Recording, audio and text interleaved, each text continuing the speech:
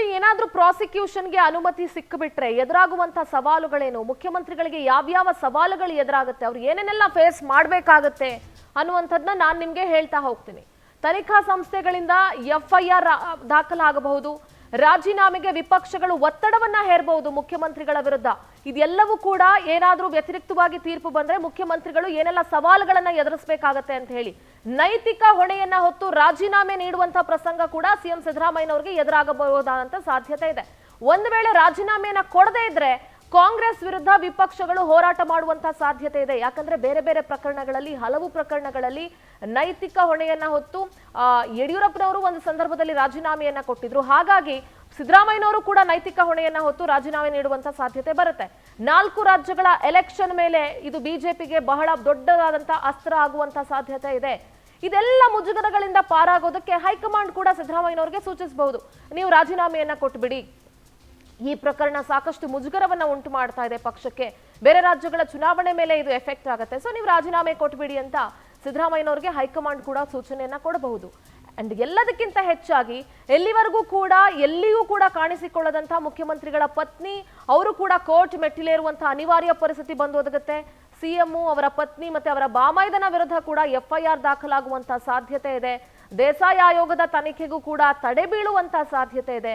ಒಂದು ವೇಳೆ ಲೋಕಾಯುಕ್ತ ತನಿಖೆ ಮಾಡೋದು ಬೇಡ ಅಂದ್ರೆ CBI ಕೂಡ ಎಂಟ್ರಿ ಆಗಬಹುದು. ಈಗ ಆಲ್ರೆಡಿ ರಾಜ್ಯ ಕಾಂಗ್ರೆಸ್ನಲ್ಲಿ ಸಿಎಂ ಕುರ್ಚಿಗಾಗಿ ಸಾಕಷ್ಟು ಅಲ್ಲೋಲ ಕಲ್ಲೋಲ ಶುರು ಆಗ್ಬಿಟ್ಟಿದೆ. ತೆರೆಮರೆಯ ಸರ್ಕಸ್ಗಳು ಶುರು ಆಗ್ಬಿಟ್ಟಿದೆ. ರಾಜ್ಯದಲ್ಲಿ ಇಡೀ ಆಡಳಿತ ವ್ಯವಸ್ಥೆ ಕುಸಿದು ಬೀಳುವಂತಹ ಸಾಧ್ಯತೆ ಇದೆ. ಸೊ ಇದೆಲ್ಲವೂ ಕೂಡ ವಿರುದ್ಧ ತೀರ್ಪು ಬಂದ್ರೆ ಮುಖ್ಯಮಂತ್ರಿಗಳು ಫೇಸ್ ಮಾಡಿರಬೇಕಾಗಿರುವಂತಹ ಚಾಲೆಂಜಸ್. ನಮ್ಮ ಪ್ರತಿನಿಧಿ ಆನಂದ್ ನೇರ ಸಂಪರ್ಕದಲ್ಲಿ ಜಾಯ್ನ್ ಆಗ್ತಾ ಇದ್ದಾರೆ. ಆನಂದ್, ಒಂದು ವೇಳೆ ಏನಾದರೂ ಮುಖ್ಯಮಂತ್ರಿಗಳ ವಿರುದ್ಧ ತೀರ್ಪು ಬಂದ್ರೆ ಸಾಕಷ್ಟು ಚಾಲೆಂಜ್ಗಳನ್ನ ಮುಖ್ಯಮಂತ್ರಿ ಸಿದ್ದರಾಮಯ್ಯನವರು ಫೇಸ್ ಮಾಡಬೇಕಾಗತ್ತೆ. ಇದು ಕೇವಲ ಮುಖ್ಯಮಂತ್ರಿಗಳ ವಿಚಾರವಾಗಿ ಉಳ್ಕೊಂಡಿಲ್ಲ, ಕಾಂಗ್ರೆಸ್ ಪಕ್ಷದ ಮೇಲೂ ಕೂಡ ಇದು ಪರಿಣಾಮ ಬೀರುತ್ತೆ.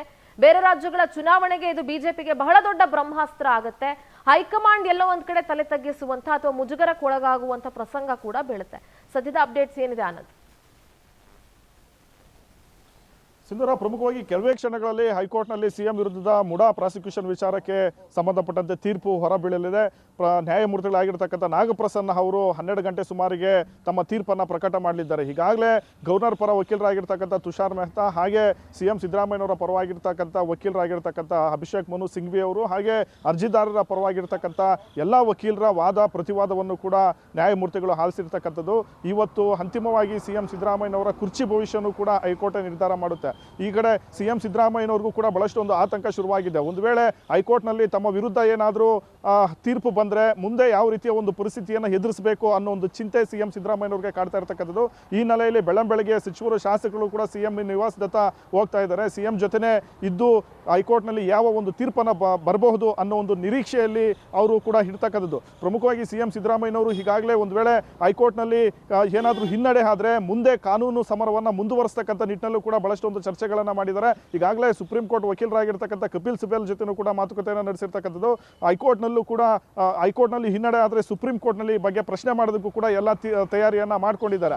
ಈಗ ಇದೇ ಅಲ್ಲದೆ ಒಂದು ವೇಳೆ ಸಿಎಂ ಸಿದ್ದರಾಮಯ್ಯನವರಿಗೆ ಇಲ್ಲಿ ಹೈಕೋರ್ಟ್ನಲ್ಲಿ ಹಿನ್ನಡೆ ಆಗಿದ್ದೇ ಆದರೆ ಅಥವಾ ರಾಜ್ಯಪಾಲರ ಒಂದು ನಿರ್ಧಾರವನ್ನು ಹೈಕೋರ್ಟ್ ಎತ್ತಿ ಹಿಡಿದ್ರೆ ಸಿಎಂ ಸಿದ್ದರಾಮಯ್ಯನವರಿಗೆ ಕುರ್ಚಿ ಕಂಟಕ ತಪ್ಪಿದ್ದಲ್ಲ ಅಂತಲೂ ಕೂಡ ಹೇಳಲಾಗ್ತಾ ಇರ್ತಕ್ಕಂಥದ್ದು. ನೈತಿಕ ಹೊಣೆ ಹೊತ್ತು ಅವರು ರಾಜೀನಾಮೆ ನೀಡಬೇಕಾದಂಥ ಒಂದು ಪರಿಸ್ಥಿತಿನೂ ಕೂಡ ಒಂದು ಬರ್ತಕ್ಕಂಥ ಒಂದು ಸಾಧ್ಯತೆ ಇರ್ತಕ್ಕಂಥದ್ದು. ಹೀಗಾಗಿ ವಿಪಕ್ಷ ನಾಯಕರು ಕೂಡ ಹೈಕೋರ್ಟ್ ತೀರ್ಪಿನ ಕಡೆ ಬಹಳಷ್ಟು ಒಂದು ಸೂಕ್ಷ್ಮವಾಗಿ ಗಮನವನ್ನು ಇಟ್ಟು ನೋಡ್ತಾ ಇರ್ತಕ್ಕಂಥದ್ದು. ಈ ಕಡೆ ಸಿಎಂ ಸಿದ್ದರಾಮಯ್ಯನವರಿಗೆ ಹಿನ್ನಡೆ ಆದರೆ ಕಾಂಗ್ರೆಸ್ ಪಕ್ಷದಲ್ಲೂ ಕೂಡ ಅಲ್ಲೋಲ ಕಲ್ಲೋಲ ಆಗ್ತಕ್ಕಂಥ ಒಂದು ಸಾಧ್ಯತೆ ಇದೆ. ಈಗಾಗಲೇ ಸಿಎಂ ಕುರ್ಚಿಗಾಗಿ ತೆರೆಮರೆ ಪ್ರಯತ್ನ ಮಾಡ್ತಾ ಇರ್ತಕ್ಕಂಥ ಹಿರಿಯ ಸಚಿವರೆಲ್ಲರೂ ಕೂಡ ಈಗ ಬಹಿರಂಗವಾಗಿ ನಾವು ಕೂಡ ಸಿಎಂ ಆಕಾಂಕ್ಷಿ ಇದ್ದೀವಿ, ನಮಗೂ ಕೂಡ ಸಿಎಂ, ನಮ್ಮ ಸಮುದಾಯಕ್ಕೂ ಸಿಎಂ ಸ್ಥಾನ ಕೊಡಿ ಅನ್ನೋ ಒಂದು ಡಿಮ್ಯಾಂಡ್ ಅನ್ನು ಇಡಬಹುದು. ಹಾಗಾಗಿ ಕಾಂಗ್ರೆಸ್ ಪಕ್ಷದಲ್ಲೂ ಕೂಡ ತೀವ್ರವಾದಂತಹ ಒಂದು ಬೆಳವಣಿಗೆಗಳು ನಡೀತಕ್ಕಂಥ ಒಂದು ಸಾಧ್ಯತೆ ಇದೆ. ಹೀಗಾಗಿ ಕಾಂಗ್ರೆಸ್ನ ಹೈಕಮಾಂಡ್ ನಾಯಕರು ಕೂಡ ಹೈಕೋರ್ಟ್ ತೀರ್ಪಿನತ್ತ ಅವರು ಕೂಡ ನೋಡ್ತಾ ಇರ್ತಕ್ಕಂಥದ್ದು. ಮತ್ತೊಂದು ಕಡೆ ಸಿಎಂ ಸಿದ್ದರಾಮಯ್ಯನವರ ಪರವಾಗಿ ಏನಾದರೂ ತೀರ್ಪು ಬಂದಿದೆ ಆದ್ರೆ ಸಿಎಂ ಸಿದ್ದರಾಮಯ್ಯನವರು ಮತ್ತಷ್ಟು ಬಲಿಷ್ಠರಾಗ್ತಕ್ಕಂಥ ಒಂದು ಸಾಧ್ಯತೆ ಇದೆ.